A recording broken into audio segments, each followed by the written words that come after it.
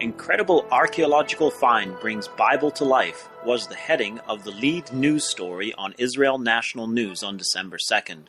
To find any king's personal seal from 2,700 years ago would be incredible, but to find the seal of Hezekiah, king of Judah, is not only incredible, it also has great significance for us and today's world. Welcome to Bible in the News. This is David Billington with you this week. Extra biblical evidence for the existence of King Hezekiah has been around for many years. One can literally walk through Hezekiah's tunnel under the city of David today. 2 Chronicles 32 verse 30 records the construction of this amazing water tunnel. This same Hezekiah also stopped the upper watercourse of Gihon and brought it straight down to the west side of the city of David, and Hezekiah prospered in all his works. There have also been other seals of Hezekiah found, which have appeared on the antiquities market. However, this particular seal was the first ever seal of an Israelite or Judean king ever exposed in situ in a scientific archaeological excavation, according to archaeologist Dr. Eilat Mazar. The discovery was made by the Hebrew University of Jerusalem's Institute of Archaeology, under the direction of Dr. Eilat Mazar during Ophel excavations at the foot of the southern wall of the Temple Mount. The impression bears an inscription in ancient Hebrew script reading, belonging to Hezekiah, son of Ahaz, king of Judah.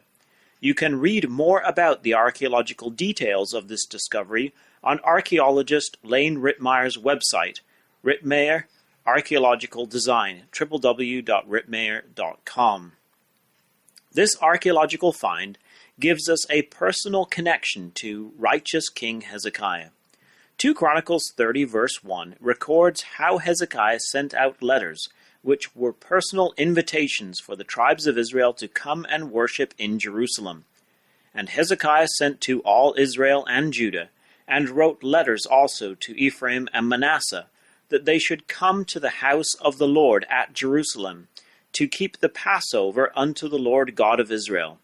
These personal invitations would have borne the seal of King Hezekiah. This particular symbol is different from those previously discovered, and it is suggested that this changed special edition seal may have been used by Hezekiah later in his lifetime, after he had recovered from his deadly illness, and the sundial had been turned back. The seal, in fact, does show a symbol of the sun with wings. The discovery of this ancient seal of a Judean king in the dust of Jerusalem reinforces the Jewish and Hebrew connection to the land. In order to read the inscription, one must understand the language of the Hebrews, a language that also lay lifeless in the dust for centuries and has now once again become a living language.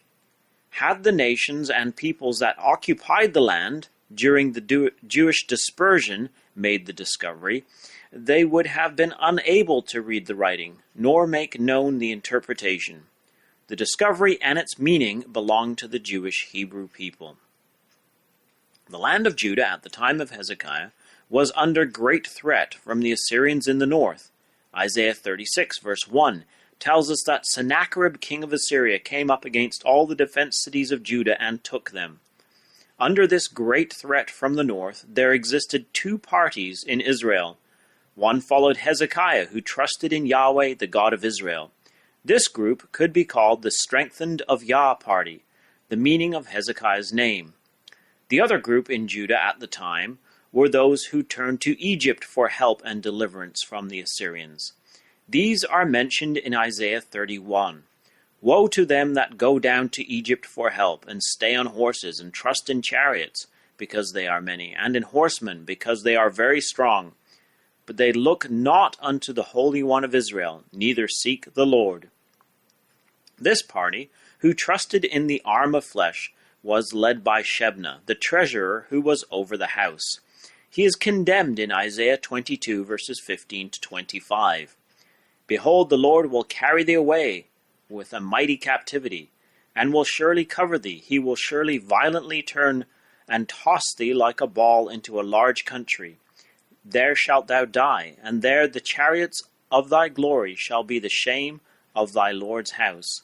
God informed Shebna that he would lose his position, and Eliakim the son of Hilkiah would assume his role.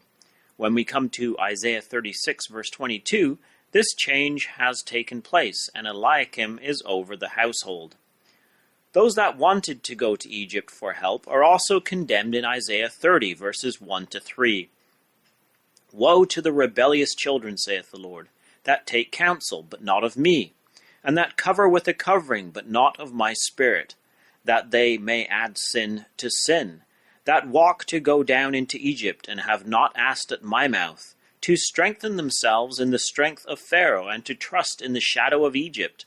Therefore shall the strength of Pharaoh be your shame, and the trust in the shadow of Egypt your confusion.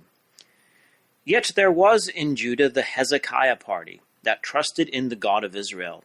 Faith had been developed in them through the early work of Hezekiah and the invitations to worship at the great Passover.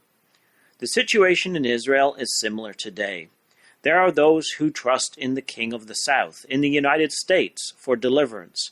Just like the days of Hezekiah, the King of the South will be their shame and confusion. On the other hand, there are those in Israel today who are turning to the prophets and are searching for a biblical direction forward. This is the developing Hezekiah party in the nation. Over time, this group will continue to grow in faith, especially when they are instructed in the ways of the God of Israel, just as those would have been that made the journey up to Jerusalem to worship at Hezekiah's great Passover. Isaiah 30 is in fact a prophecy that relates to our time, the latter day.